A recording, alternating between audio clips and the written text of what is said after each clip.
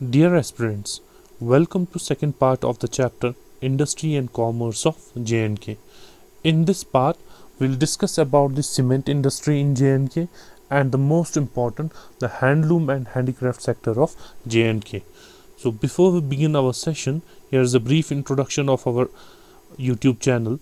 You can subscribe to our channel at this ID, or you can contact us on the number given here if you have any queries or if you require notes of the videos posted in our channel.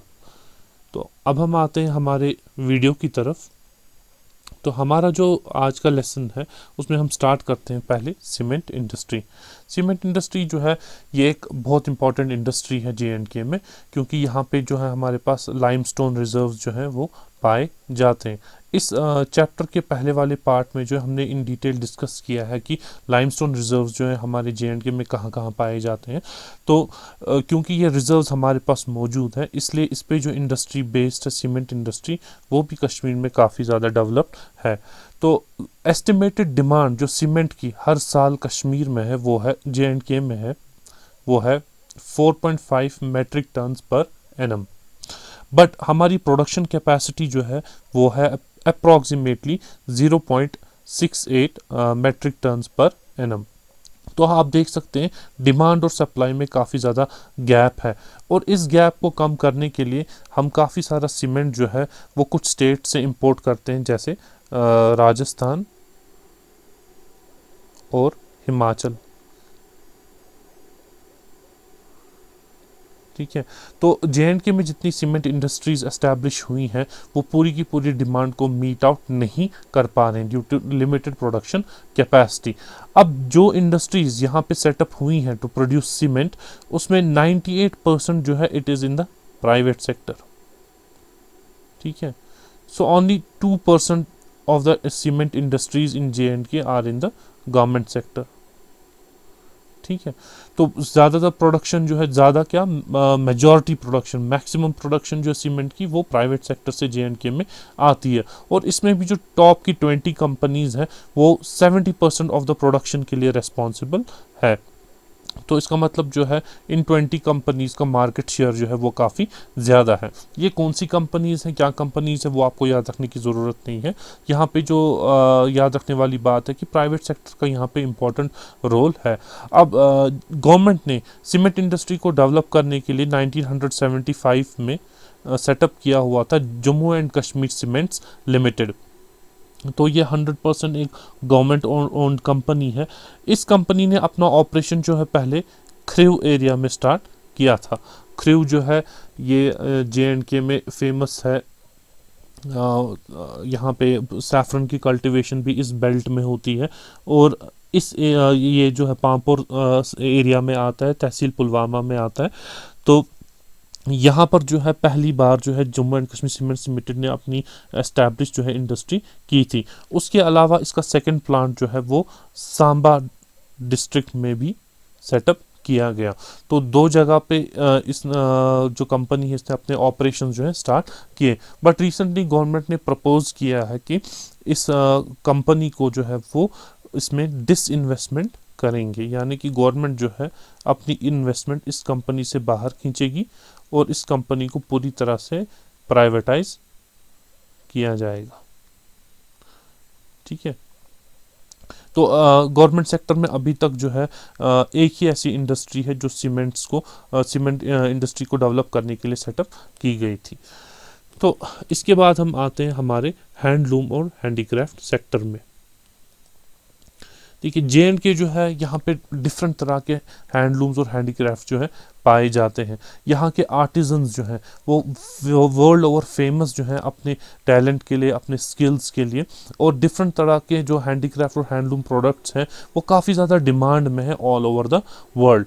तो अगर हम यहाँ पे देखें कौन कौन से main important हमारे पास हैंडलूम और हैंडीक्राफ्ट के प्रोडक्ट्स जो हैं वो पाए जाते हैं, पहले उसमें हमारे पास आता है कारपेट्स, फिर शॉल्स है हमारे पास, इसी तरह से वुड कार्विंग है, चेन स्टिच है, पेपर मैशी है, क्रिबल है, नमदा, फुलकारी, बसोली और कैलिको पेंटिंग। बसोली और कैलिको दो अलग अलग तरह की पेंटिंग्स हैं। सबसे पहले हम इसमें देखते हैं जो हमारे कारपेट्स हैं, जो काफ़ी ज़्यादा डिमांड में वर्ल्ड ओवर रहते हैं और जो घरों में भी यहाँ JNK में काफ़ी ज़्यादा यूज़ किए जाते हैं। इनफैक्ट जो हमारे VIP इवेंट्स हैं या रॉयल फंक्शंस जो होती हैं, वहाँ पे भी इन कारपेट्स का इस्तेमाल किया जाता है। इनको जो है, इन कारपेट्स को लोकल लैंग्वेज में हम कलबाफी भी बोलते हैं। ठीक है, कारपेट्स जो है in local language they are also known as कलबाफी।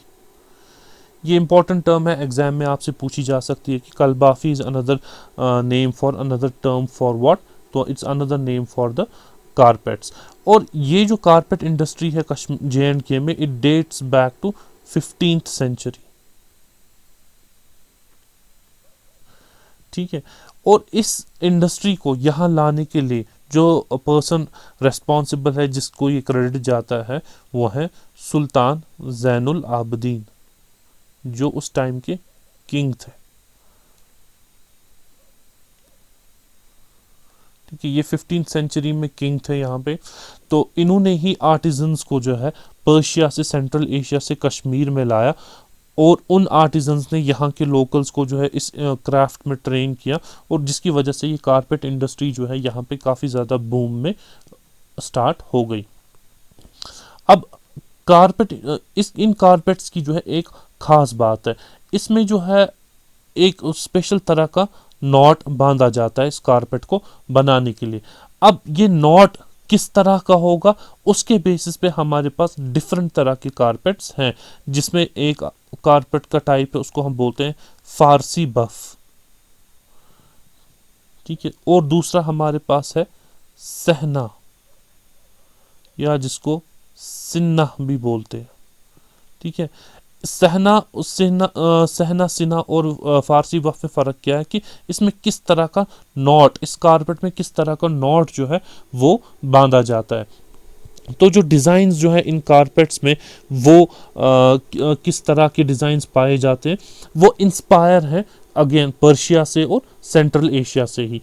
तो इन डिफरेंट डिफरेंट डिज़ाइंस के जो हैं स्पेशल नाम भी हैं। जैसे हमारे पास है एक नाम जो है जिसको हम बोलते हैं कशान, दूसरा हमारे पास है किरमान, इसी तरह से हमारे पास है इस्फहान, या हमारे पास है मिशिद, इसी तरह से बुखारा। ठीक है, और है हमारे पास तबरेज़। ये नाम मैंने यहाँ पे क्यों लिखे हुए हैं, ये यहाँ से कशान से लेकर तबरेज़ तक, क्योंकि हो सकता है आपके एग्ज़ाम में पूछा जाए कि कशान, किरमान, मिशीद, बुखारा, तबरेज़, ये डिफरेंट नेम्स हैं, ये किस स्किल से या किस हैंडलूम या हैंडीक्राफ्ट से रिलेटेड है, तो उसका आंसर होगा ये कारपेट इंडस्ट्री से जो है रिलेटेड है। और ये हैं क्या एक्चुअली में, ये डिफरेंट वैरायटीज़ हैं, डिफरेंट टाइप्स ऑफ कारपेट्स जो है, जो उस पे जो है आर्टिस्ट्री की जाती है, डिफरेंट टाइप ऑफ आर्टिस्ट्री उन कारपेट्स पे की जाती है, ये उन डिफरेंट टाइप्स ऑफ आर्टिस्ट्री का नाम है। ठीक है, तो knots, on the basis of knots हमारे पास दो टाइप्स हैं, and on the basis of designs, carpets की क्या डिज़ाइन है, तो हमारे पास ये डिफरेंट टाइप्स है और उनके ये नाम भी यहाँ पे दिए हुए हैं। Then comes the second category हमारे पास जो हैंडलूम और हैंडीक्राफ्ट सेक्टर में आती है, वो है हमारे कश्मीरी शॉल्स।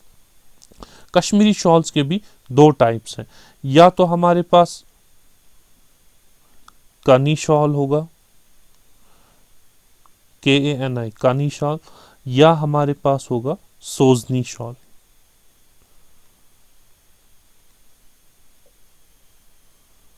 ठीक है, कानी शॉल और सोजनी शॉल में फ़र्क क्या है, इसमें फ़र्क ये है कि कानी शॉल जो है ये लूम्स पे बनता है। ठीक है, और सोजनी शॉल क्या है, सोजनी एक्चुअली जो है ये एक तरह की एम्ब्रॉयडरी है, एक खास तरह की नीडल से जो है की जाती है, so it is needle embroidery. और जिन शॉल्स पे ये की जाए उसको बोलते हैं हम सोजनी शॉल्स।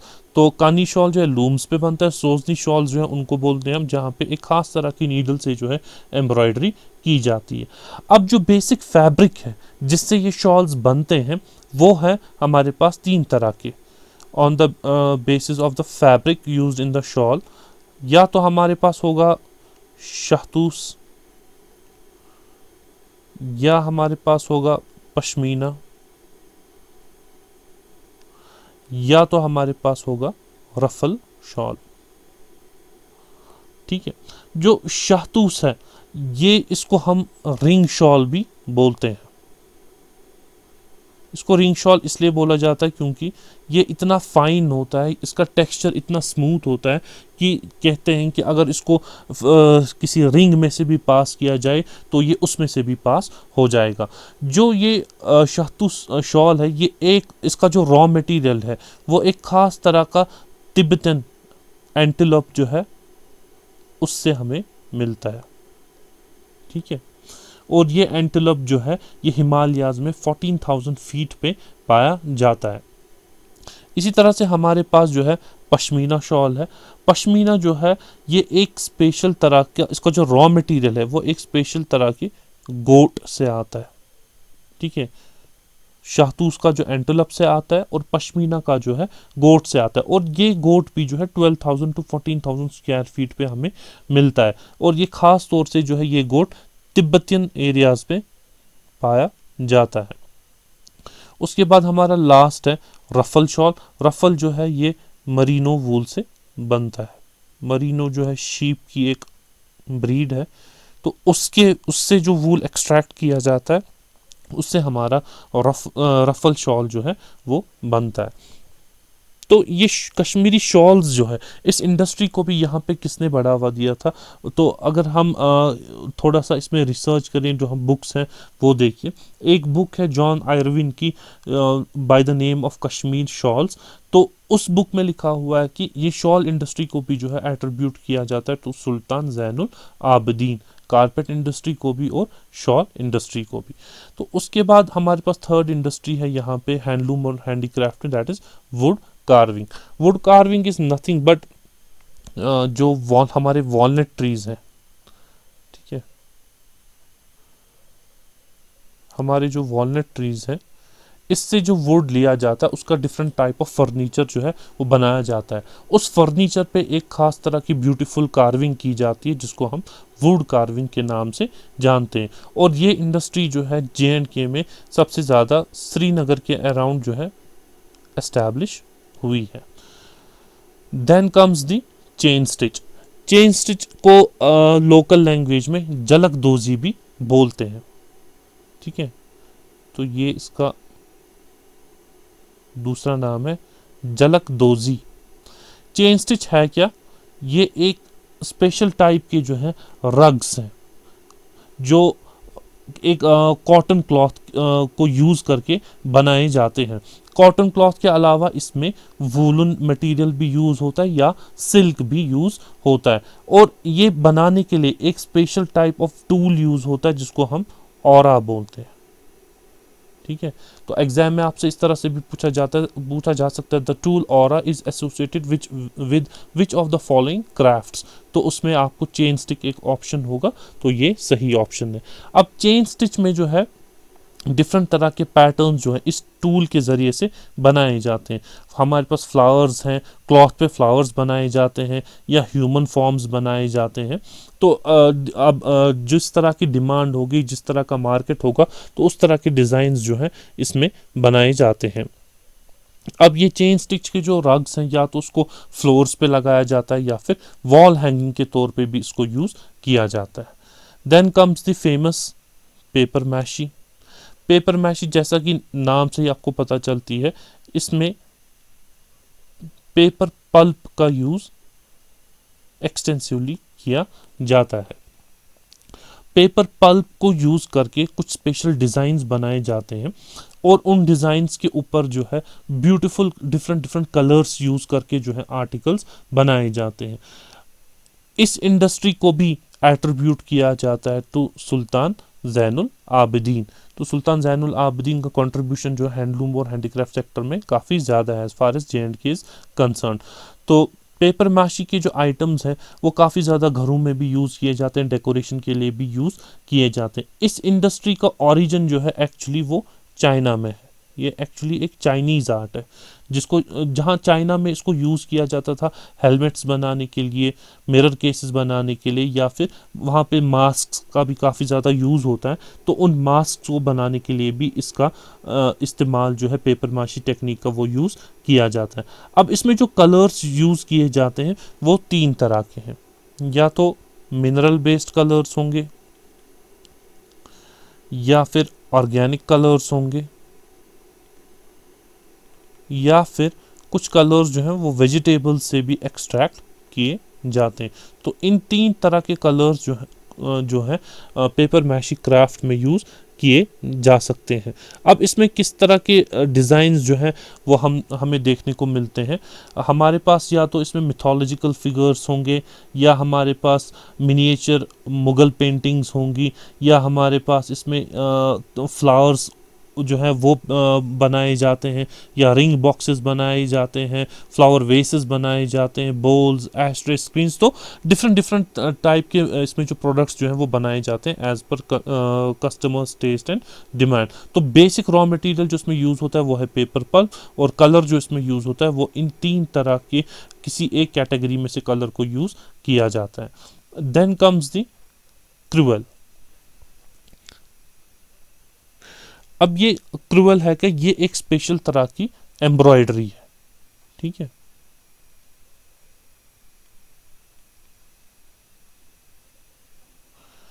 ये एक स्पेशल तरह की एम्ब्रॉयडरी है जिसको हम डेकोरेशन के लिए यूज़ करते हैं। ये एक्चुअली में ये इंडस्ट्री जो है ये इंग्लैंड से एसोसिएटेड है, इसका ओरिजिन जो है इंग्लैंड में है, और इंग्लैंड से ये उसकी डिफरेंट कॉलोनीज़ में ये धीरे धीरे स्प्रेड हो गई और हमारे JNK में भी ये इंट्रोड्यूस की गई। तो इसमें बहुत ब्यूटीफुल पैटर्न्स जो है एम्ब्रॉयडरी के ज़रिए बनाए जाते हैं। मोस्टली इसमें फ्लावर्स जो हैं, लीव्स जो हैं, ट्रीज़ जो हैं, ऐसी ऐसी चीज़ें बनाए जाते हैं। आपने मार्केट में भी देखा होगा, या इनफैक्ट हमारे घरों में भी जो है इसके कर्टन्स, क्रूअल एम्ब्रॉयडरी के कर्टन्स जो है वो हम यूज़ करते हैं, जिसमें आप देख सकते हैं वो एक स्पेशल खूबसूरत तरह की एम्ब्रॉयडरी भी पाई जाती है। Then comes another art and craft जिसका नाम है namda. Namda is nothing but it is a woollen rug, ठीक है। ये वूल से बनता है। तो namda is made using wool. ये जो है काफ़ी ज़्यादा घरों में यूज़ किया जाता है, स्पेशली विंटर्स में जब काफ़ी ठंडा मौसम होता है। तो क्योंकि ये वूल का बना हुआ है तो इसमें हीट रिटेंशन कैपेसिटी अच्छी होती है, तो इंसान इसमें काफ़ी ज़्यादा वार्म फील करता है। फिर हमारे पास एक और इम्पॉर्टेंट क्राफ्ट है, that is known as the Phulkari. Phulkari जैसा कि नाम से ही पता चलती है, फूल, फूल का मतलब है फ्लावर्स, ठीक है, एंड कारी मीन्स यहाँ पे एम्ब्रॉयडरी। तो एम्ब्रॉयडरी जिसमें फ्लावर्स को बनाया जाए, फ्लावर्स के डिज़ाइंस को बनाया जाए, उसको हम फूलकारी बोलते हैं। इसका जो ओरिजिन है वो पंजाब से है। एक्चुअली ये पंजाब में ये क्राफ्ट जो है इसको प्रैक्टिस किया जाता था, तो धीरे धीरे ये इंडिया के बाकी पार्ट्स में भी इसका स्प्रेड हो गया, और JNK में भी इस क्राफ्ट को काफ़ी ज़्यादा प्रैक्टिस किया जाता है। तो इनिशियली इसमें सिर्फ फ्लावर्स को डिज़ाइन करते थे, बट आज जो है इसकी डिज़ाइन फ्लावर्स तक ही लिमिटेड नहीं है, इसमें काफ़ी वैरायटी ऑफ बाकी जो पैटर्न्स हैं वो भी यूज़ किए जाते हैं। तो ये किस ओकेजन पे यूज़ होते हैं, ख़ास तौर से ये ब्राइड्स यूज़ करते हैं, ठीक है, अपनी वेडिंग के टाइम पे इसका काफ़ी ज़्यादा यूज़ होता है। इसी तरह से पार्टीज़, फंक्शंस में जो कपड़े पहने जाते हैं उन पे भी जिस फुलकारी के जो टेक्सटाइल है वो भी काफ़ी ज़्यादा यूज़ होते हैं। Then comes the Basohli painting. Basohli is actually a town located in Kathua. Kathua जो है जम्मू डिवीज़न में एक डिस्ट्रिक्ट है, जहाँ पे एक रीजन है जिसको बसाली बोलते हैं।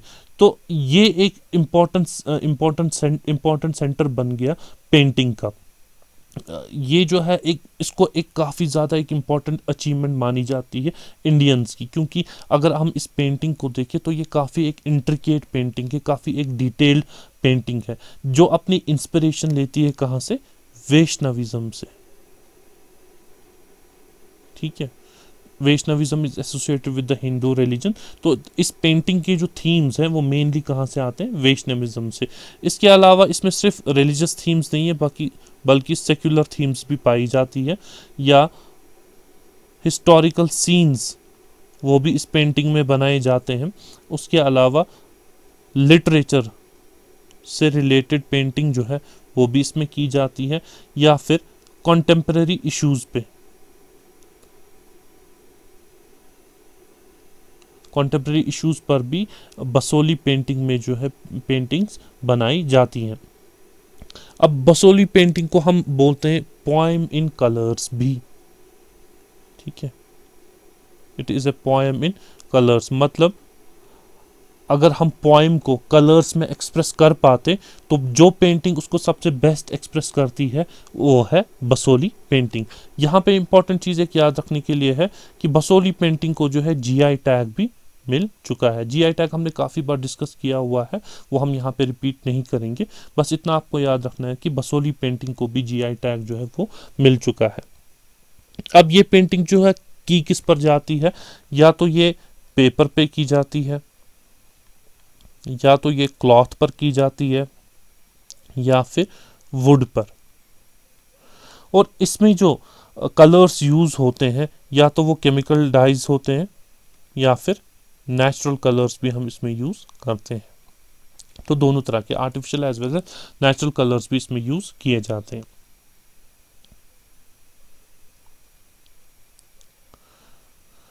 उसके बाद हमारी जो लास्ट की क्राफ्ट और स्किल है that is calico painting. Here calico painting, calico painting का जो जिस एरिया में ये काफ़ी ज़्यादा फेमस है वो है Samba district of Jammu and Kashmir. तो कैलिको पेंटिंग में किया क्या जाता है, इसमें वेजिटेबल कलर्स को यूज करके वुडन ब्लॉक्स के जरिए, vegetable colours and wooden blocks, इन दो चीज़ों का यूज करके क्लॉथ के ऊपर, कपड़े के ऊपर जो है डिफरेंट तरह के डिज़ाइंस बनाए जाते हैं। वो डिज़ाइंस खास तौर से किस चीज़ के लिए बनाए जाते हैं, अगर हमारे पास बेड कवरिंग बनानी हो, या हमारे पास फ्लोर कवरिंग्स बनानी हो, तो इन दो एरियाज में खास तौर से कैलिको पेंटिंग का जो है यूज़ किया जाता है। इसमें एक पीस ऑफ क्लॉथ लेते हैं जिसके ऊपर वुडन ब्लॉक्स से डिज़ाइन बनाए जाते हैं, और जो इसमें कलर्स यूज़ होते हैं वो वेजिटेबल कलर्स ज़्यादातर यूज़ किए जाते हैं। तो अगर हम इन सारे क्राफ्ट्स को देखना चाहें कि ये कैसे दिखते हैं, तो यहाँ पे जो है आप, मैंने एग्जाम्पल के तौर पर कुछ सैम्पल्स जो हैं वो यहाँ पे दिखाए हुए हैं। सबसे पहला जो इसमें डिज़ाइन यहाँ पे मेंशन है वो है कारपेट्स। ये द फर्स्ट पिक्चर जो आप स्क्रीन पे देख सकते हैं वो है कारपेट्स की, दिस वन। ठीक है, कारपेट्स के बाद इसमें जो हमने दिखाया है वो है Kashmiri shawls, this one and this. तो ये जो है ये वाला शॉल जो है ये लूम पे बनाया गया है। ठीक है, और ये वाला जो है ये सोजनी है, सोजनी एम्ब्रॉयडरी है।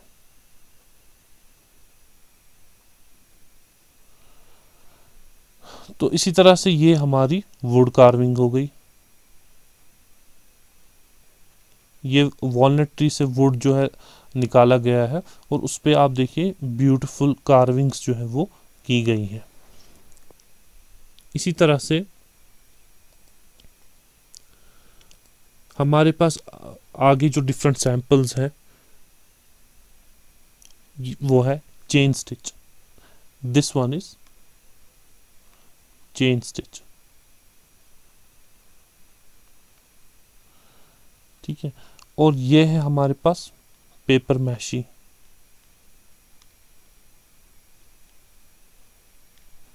आप देखिए पेपर मैशी का बॉक्स यहाँ पर है, ये पेपर पल्प को यूज करके बनाया गया है और उस पर ब्यूटीफुल कलर से डिजाइन जो है वो दिए गए हैं। उसके बाद जो हमारे पास है ये है क्रिवल एम्ब्रॉयडरी। ठीक है, यहाँ पे भी आप देखिए एम्ब्रॉयडरी जो है कितने डिटेल्ड, कितने ब्यूटीफुल पैटर्न में जो है वो बनाई जाती है। इसी तरह से हमारे पास ये वाला जो है दिस इज नमदा। ठीक है, इसको मैं यहाँ पे लिखता हूँ, ये नमदा है, वूलन रग है। ठीक है, ये वूल से बनाया गया है। इसी तरह से हमारे पास जो है नेक्स्ट इमेज जो है दिस इज ऑफ फूलकारी।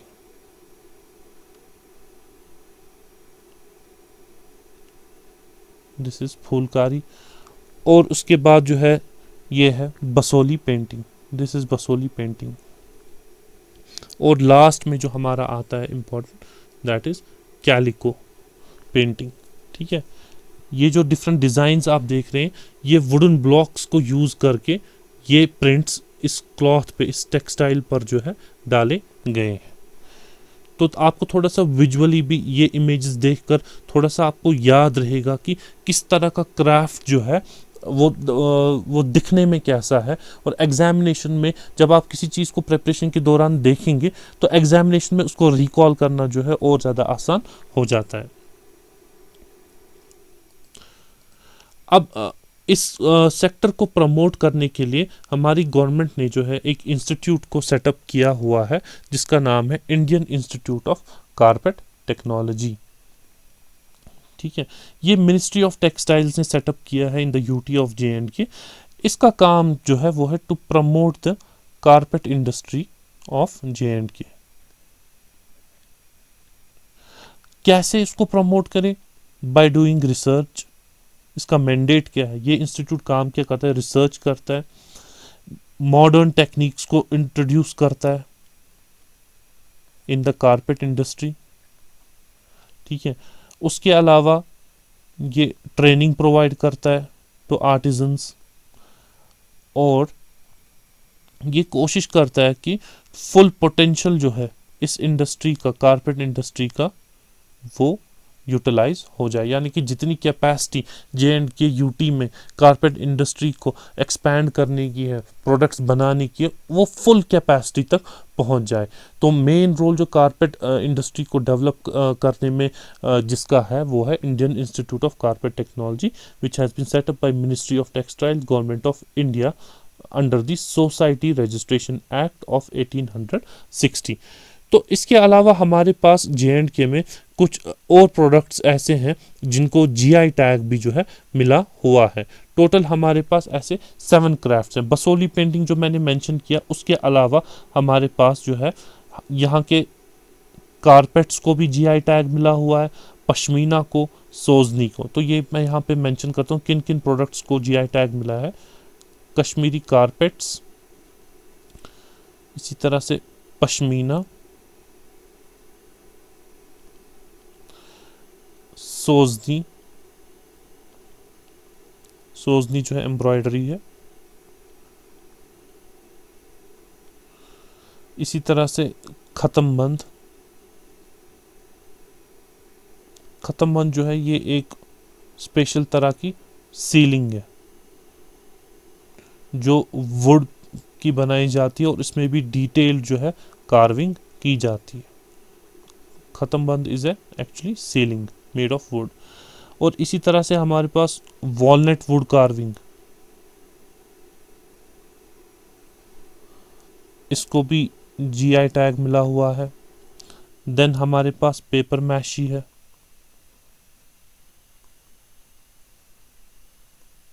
और जो है हमारा कानी शॉल है, इसको भी GI टैग मिला हुआ है।